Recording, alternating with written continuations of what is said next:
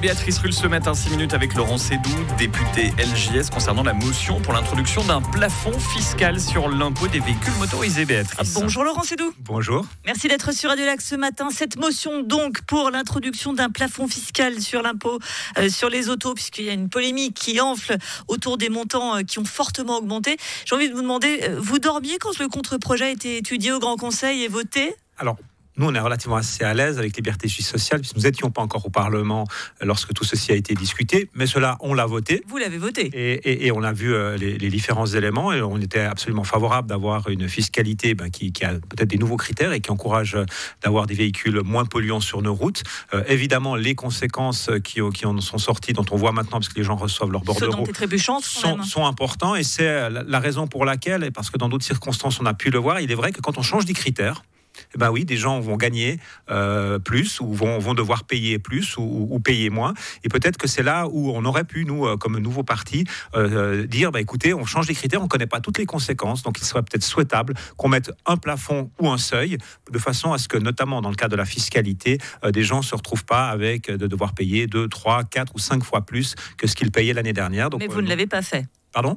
Non, mais je crois que c'est une bonne leçon de pouvoir le voir et qu'à chaque fois qu'on change des critères avec des impacts qui peuvent être importants, qu'on mette un garde-fou. Et c'est notre proposition que le Conseil d'État vienne avec ces propositions-là. Et on sera très, très attentif dans les autres changements de critères pour d'autres lois qu'on se mette des garde-fous pour que des gens ne payent, par exemple, pas plus que 2 ou 3 fois ce qu'ils payaient l'année dernière. Et puis, une question de progressivité par rapport à l'impôt, parce qu'on peut tout à fait imaginer que quelqu'un qui reçoit ce bordereau, et notamment avec un règlement dans les 30 jours de sommes qui peuvent être de plusieurs milliers de francs, pose de gros problèmes. C'est une victoire pour la justice fiscale et les ambitions environnementales que porte le Conseil d'État. Le contre-projet Place Genève à l'avant-garde. Cette décision claire augure d'une législature favorable aux mobilités. Ça, ce sont les mots de votre magistrat, Pierre Maudet, au moment du résultat de la votation. C'est vrai que ça interpelle rétrospectivement quand même. Oui, mais il faut... Justice fiscale. Mais c'en est une, en réalité, parce que 2/3 des personnes ont vu leur baisse d'impôts réalisés sur leur bordereau, pour les impôts. Il y a un tiers qui paye un peu plus, qui était prêt à payer un petit peu plus, parce que, je le rappelle, c'est la question des émissions de CO2. C'est ça maintenant qui est taxé. Avant, c'était la puissance du véhicule. Maintenant, c'est les émissions de CO2. Donc, évidemment, les nouvelles normes font que ces émissions sont maintenant limitées d'une centaine, 150 grammes de CO2. Et pour les véhicules électriques qui émettent pas de CO2, c'est le poids du véhicule. On peut imaginer que des personnes qui ont des véhicules électriques et qui prennent des gros véhicules électriques, à ce moment-là, payent au poids et ont peut-être les moyens de payer une taxe un peu plus élevée.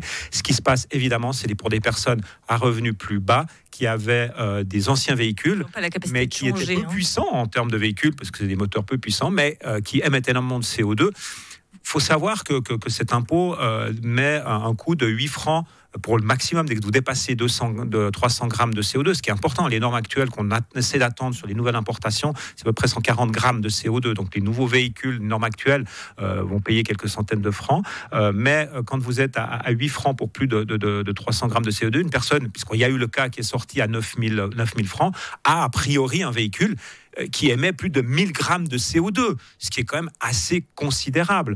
Donc, il faut quand même aussi voir comment on peut régler les choses, mais ça veut quand même dire que c'est des véhicules extrêmement polluants. Maintenant, évidemment, il reste des cas de véhicules plus importants, des véhicules de service qui déplacent des personnes. Il y a eu des cas avec des personnes qui déplacent des gens handicapés, des véhicules de tourisme, ce qui est ça, qui n'étaient pas considérés comme des véhicules professionnels et qui, eux, alors se retrouvent vraiment pénalisés.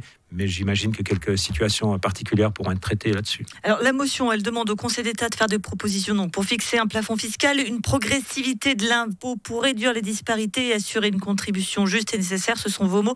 En gros, vous demandez quand même au Conseil d'État de revenir sur une bonne partie du texte, quoi. Alors pas du tout, non, c'est simplement son application finale. Le texte et l'imposition va continuer à exister. Si un plafond, simplement ça change quand même beaucoup les choses. Alors ça va changer la question des revenus. Alors il faut l'évaluer, c'est la question des revenus. C'est quoi un impôt juste pour vous ? Un impôt, celui-ci a été mis sous un aspect environnemental, puisqu'on estime que c'est un impôt auto, que les autos polluent. font du bruit et polluent. Et donc, l'idée, c'est de se dire, on veut pouvoir renouveler le parc automobile. C'est une volonté, c'est une incitation. Donc un impôt au-dessus de 400, on taxe plein pot, je ne sais pas. C'est au-dessus de 300, puisque je vous ai dit, au-dessus de 300 grammes, on est à 8 francs. Donc on est à un minimum 2400 francs. Ce qui est important. C'est-à-dire que cet impôt est juste si ces objectifs pour lesquels il a été mis en œuvre sont atteints. Ces objectifs sont atteints, mais avec des conséquences qui, pour certaines personnes, ne sont pas supportables.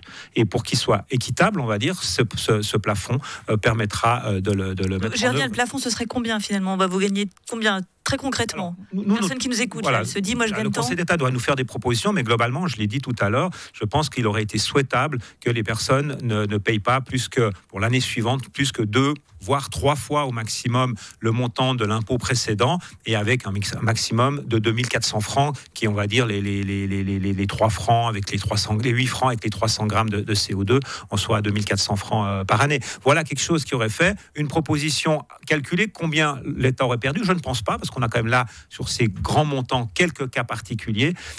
Et puis, on aurait regardé au sein du Grand Conseil ce que ça aurait donné et quel aurait été le moins value pour l'impôt sur les années. Puis après, avec cette progressivité, d'atteindre vers la fin le maximum de 2400 francs. Eh bien, c'est bien noté, 2400 max. On peut l'appeler comme ça, la motion. Merci beaucoup, Laurent Sédou, député LGS, d'avoir été sur Radio Lac ce matin. Merci.